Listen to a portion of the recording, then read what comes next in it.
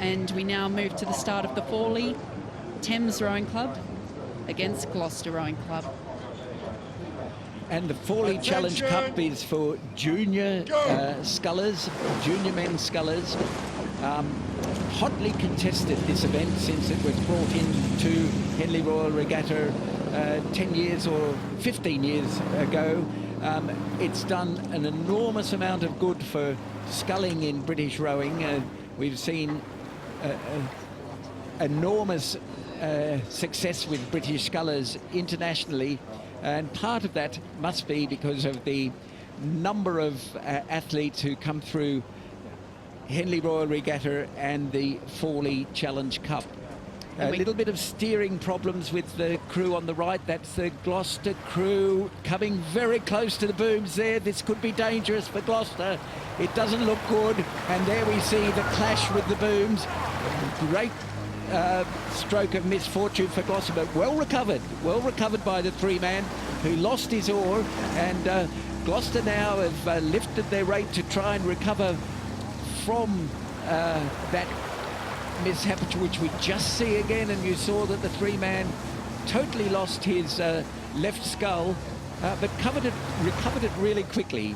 Now coming back on reasonable terms in the in this race of the Fawley Challenge Cup, and good composure from this young crew from Gloucester Rowing Club.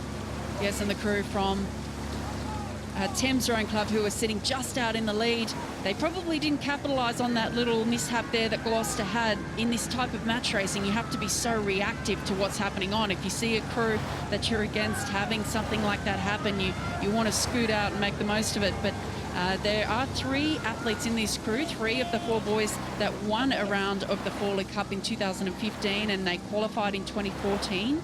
So this crew's been ranked between 5th and 13th nationally throughout this year. So they are a strong crew, but I think for Gloucester to have had such a mishap and now coming back, it's really very mature racing, isn't it, John?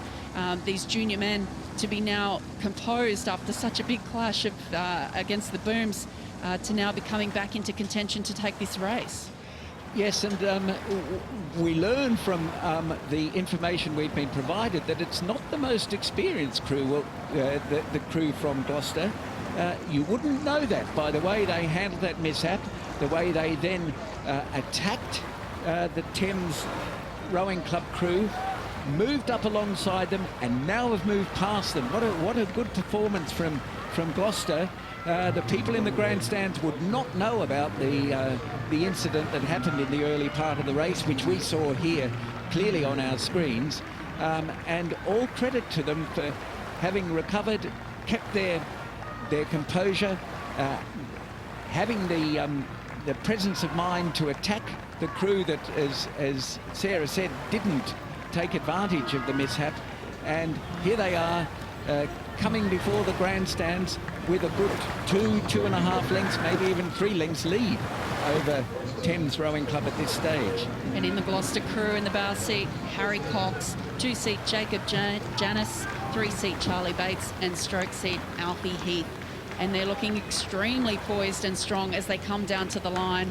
Everyone is terrified of those booms when you race here without a coxswain, but they recovered extremely mature racing there from the crew from Gloucester Rowing Club to just take the win over Thames Rowing Club.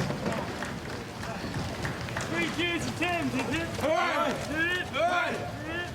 And we hear Gloucester congratulate and cheer on the Thames Rowing Club, but a great win and a great recovery. You can see the relief on the faces of those rowers.